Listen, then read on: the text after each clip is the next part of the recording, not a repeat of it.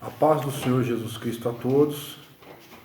Eu quero nesse momento estar compartilhando com vocês um pouquinho da palavra de Deus, aproveitando o gancho, pegando um assunto da lição da escola dominical sobre a segunda vinda de Cristo.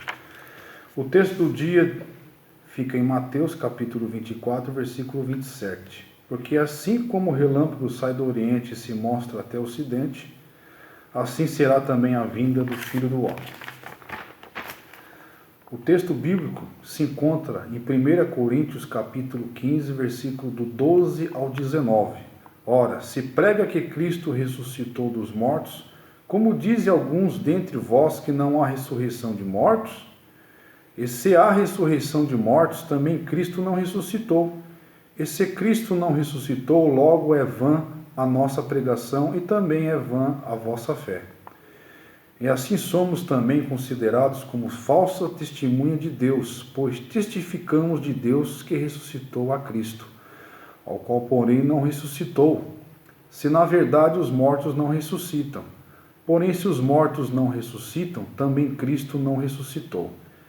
E se Cristo não ressuscitou, é vã a vossa fé, e ainda permaneceis nos vossos pecados. E também os que dormiram em Cristo estão perdidos. Se esperamos em Cristo só nesta vida, somos os mais miseráveis de todos os homens. Falando na vinda de Cristo, sabemos que Jesus veio a Nazaré, uma cidade, segundo a época, era uma cidade muito irrelevante, tinha aproximadamente de 300 a 40 habitantes na cidade. Mas Cristo se tornou numa forma de homem, numa forma de servo, para que o Evangelho viesse até nós, para que ele entendesse a nossa vida, entendesse a mim, entendesse a você. Eu queria também ler em Filipenses capítulo 2, versículo dos 5 a 11. Cristo assumindo uma forma visual de Deus. Filipenses 2, dos 5 a 11 diz o seguinte: tendo em vós o mesmo sentimento que houve também em Cristo Jesus, o qual, tendo plenamente a natureza de Deus, não reivindicou, não se apegou o ser igual a Deus, mas aniquilou-se a si mesmo, tomando a forma de servo, fazendo-se semelhante aos homens. De que forma? Nascendo através de Maria, da Virgem Maria, na cidade de Nazaré. E achando na forma de homem, humilhou-se a si mesmo, sendo obediente até a morte e morte de cruz. Deus estava já cheio de tanto sacrifício de animais, tanto sacrifício de ovelhas. E Jesus se predispôs a estar fazendo essa morte salvífica. Vemos ali no templo de Herodes o Grande que Jesus certa vez entrou pela porta das ovelhas, mostrando que realmente ele era a ovelha certa para o sacrifício. Continuando o texto aqui, versículo 9. Pelo que também Deus o exaltou soberanamente, ele deu um nome que é sobre todo nome, para que ao nome de Jesus se dobre todo o joelho do que estão nos céus e na terra e debaixo da terra, e toda a língua confesse que Jesus Cristo é o Senhor, para a glória de Deus Pai. Em Colossenses capítulo 1, versículos 15, diz: ele é a imagem de Deus invisível, o primogênito sobre toda a criação. Deus é a imagem do nosso Deus. Quero dar um exemplo para você, como que Deus assumiu uma forma, como Cristo assumiu uma forma visual de Deus. Se você tem um carrão de alta potência, e você deixa de andar nesse carro, vai à padaria, um exemplo, junto com o seu vizinho, comprar alguns pães. Nesse percurso de você andar a pé, você deixa de ser dono do carrão que está na sua garagem? Não.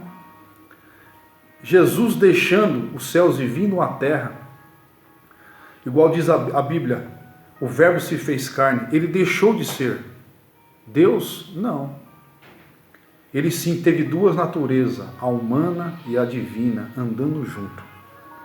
Queria também que vocês abrissem as vossas Bíblias em Marcos, capítulo 16, versículo 1 ao 8. Ao encerrar o sábado, Maria Madalena, Salomé e Maria, mãe de Tiago, compraram especiarias aromáticas para ungir o corpo de Jesus. Ao raiar do primeiro dia da semana, elas caminharam ao sepulcro. Quando o morto descia da cruz, no caso de Jesus, era feito todo um preparo. No túmulo havia uma pedra onde se colocava o esquife para a preparação para depois colocar no compartimento no túmulo, que ficava ao lado. Era lavado todo o corpo, passava azeite, passava perfume, escovavam-se as unhas e depois era colocado faixas no seu corpo. Era usado 2 tipos de faixa, um do corpo e uma da cabeça. Jesus foi todo envolto em faixa. Mas sabemos que não conseguiram concluir todo esse trabalho que levava de 7 a 8 horas para fazer. E como o próximo dia era o sábado, não teve como fazer porque era um dia sabático, tinha que se guardar o sábado segundo a lei da época. Eles iam retomar essa conclusão do preparo do cadáver no domingo. Mas quando chegaram ao túmulo, se depararam com o quê? Com a ressurreição de Cristo. Segundo os estudos relatam, Jesus, ele saiu de todo aquele pano que envolvia ele, de toda aquela atadura que estava em volta do seu corpo, de toda aquela faixa que estava do seu corpo. Parece que ele tinha passado entre as faixas do seu corpo, mostrando que tinha poder sobre a morte. Gostaria de ler também com vocês em Atos, capítulo 1, do versículo 1 ao 3.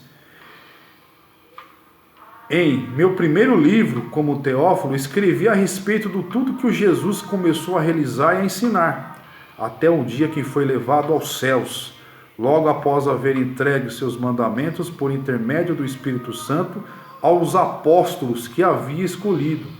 Depois do seu martírio, Jesus apresentou-se a eles e deu-lhes muitas provas incontestáveis da sua ressurreição, aparecendo-lhe por um período de 40 dias seguidos e ensinando-lhes acerca do reino.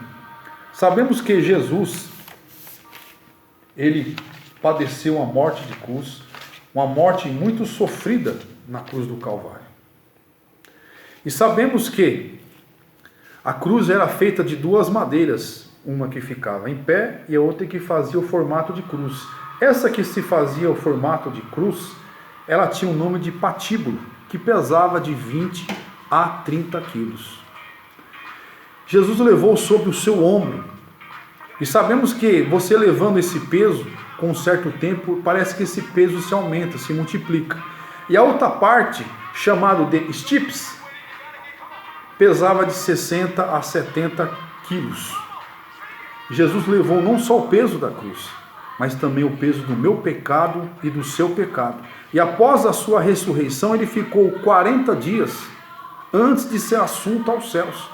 40 dias provando aos discípulos que ele havia ressuscitado, que ele havia tido poder sobre a morte, porque todo o poder é dado nos céus e na terra. Também queria compartilhar com vocês, porque se Deus usar todo o seu poder na sua plenitude, não haverá guerra, não haverá batalha. Como que Deus vence uma luta, vence uma batalha?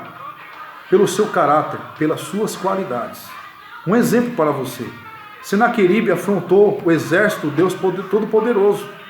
E Deus mandou somente um anjo, que naquela noite matou 185 mil filisteus. Então isso quer dizer o quê?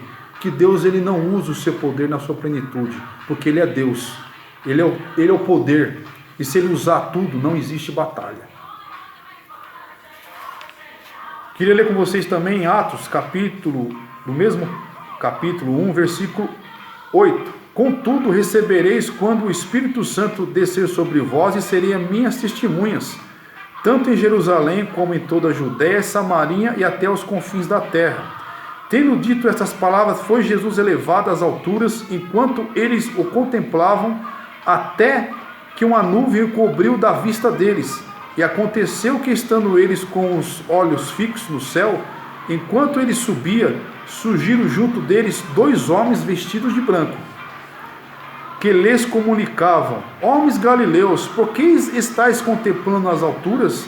Esse Jesus que dentre vós foi elevado aos céus, retornará do mesmo modo com que você viste subir. Jesus está preste a buscar a sua igreja. Se prepare. Deus é o nosso refúgio e fortaleza, nosso socorro bem presente na hora da angústia. Deus é aquele que nos guia, que nos guarda. Um exemplo que Deus nos guarda, Êxodo capítulo 12, versículo 13. E aquele sangue vos será posto por sinal nas casas, em que estiverdes vendo, eu o sangue passarei por cima de vós, e não haverá entre vós praga de mortandade, quando eu ferir a terra do Egito. Sabemos da história do povo de Israel, que o povo de Israel estava no Egito escravizado, e Deus queria retirar o povo. O que ele fez?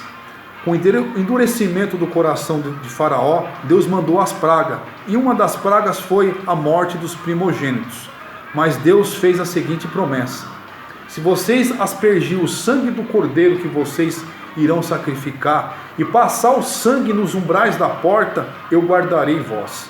E se você passar o sangue do cordeiro, deixar Jesus entrar na sua vida e passar o sangue dele na porta do seu coração, Jesus vai te guardar. Não tem nada que afete o seu lar, porque segundo Colossenses capítulo 3, versículo 3, a nossa vida está escondida em Deus. Salmos 91, versículo 10, nenhum mal te sucederá, nem praga alguma chegará à tua tenda, porque dará ordem aos anjos a teu respeito, para te guardar em todo o teu caminho.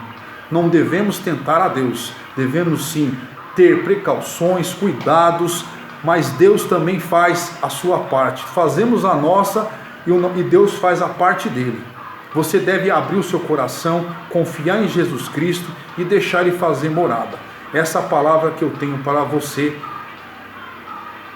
que você possa meditar, que você possa ser crente de verdade, porque o diabo ele não brinca de ser diabo. O diabo veio roubar, matar e destruir, e ele quer destruir a tua esperança, a tua fé de que Jesus virá buscar, da mesma forma que ele foi assunto aos céus, ele virá buscar a tua igreja. Então seja crente firme, se entregue o teu caminho ao Senhor, confia nele e tudo ele fará. Quero agradecer a todos, que todos fiquem na paz.